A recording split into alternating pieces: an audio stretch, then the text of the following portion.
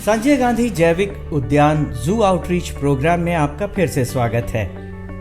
आज हम लकड़बग्घा यानी हायना के एनक्लोजर के पास चलेंगे।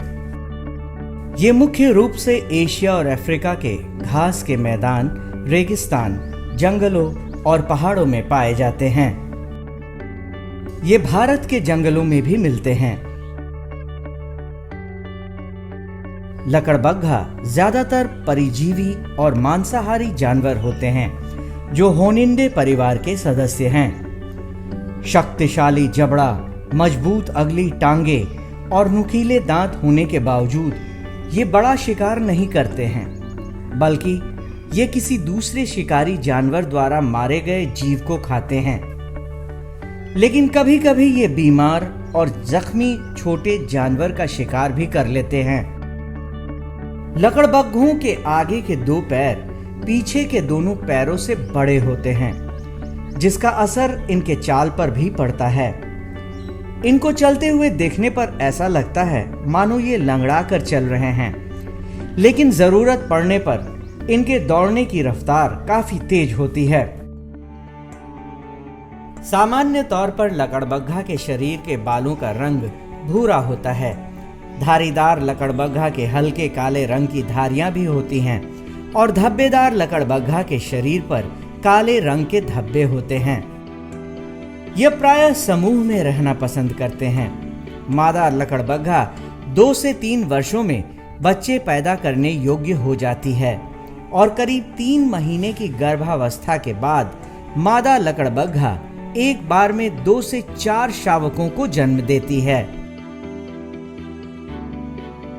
नर लकड़बग्घे का वजन 26 से 41 किलोग्राम का होता है, जबकि मादा लकड़बग्घे का वजन 26 से 34 किलोग्राम का होता है।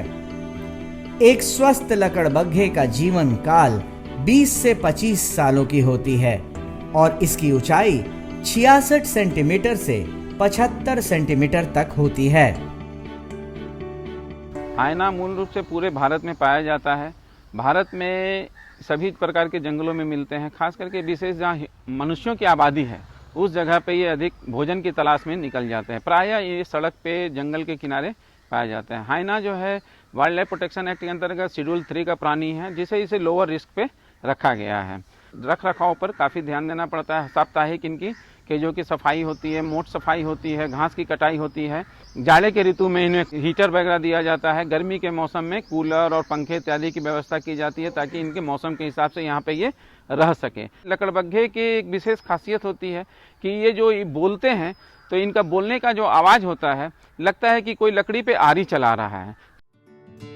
भेड़िया कैनिडाए पशु परिवार का सबसे बड़ा वन जीव है। ये मुख्यतः अमेरिका, यूरोप और एशिया के जंगलों में मिलते हैं।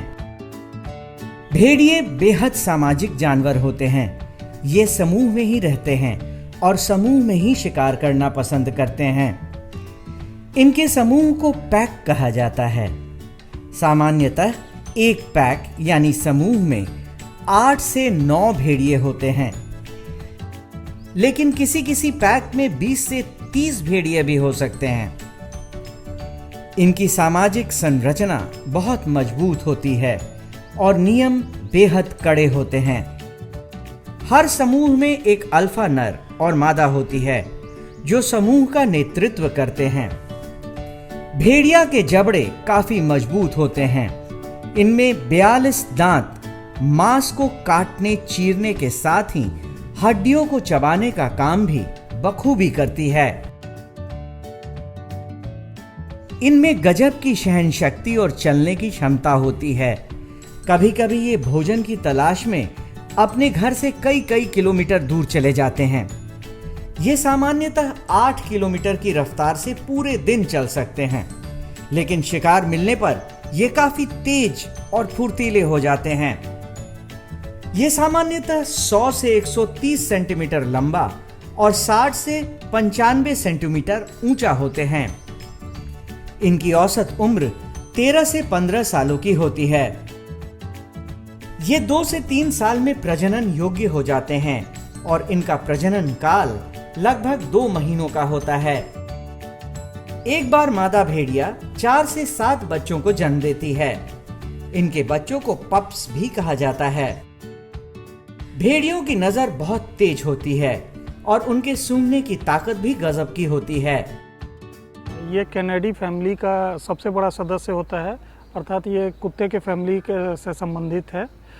और इनका जो कलर होता है ये ग्रे कलर का होता है। वुल्फ जो हैं वो झुंड में रहना पसंद करते हैं और इनका डिस्ट्रीब्यूशन लगभग इंडिया में सभी तरह के फॉरेस्ट में है। और पटना जू में इनकी संख्या 5 है, जिसमें 2 मेल हैं और 3 फीमेल है।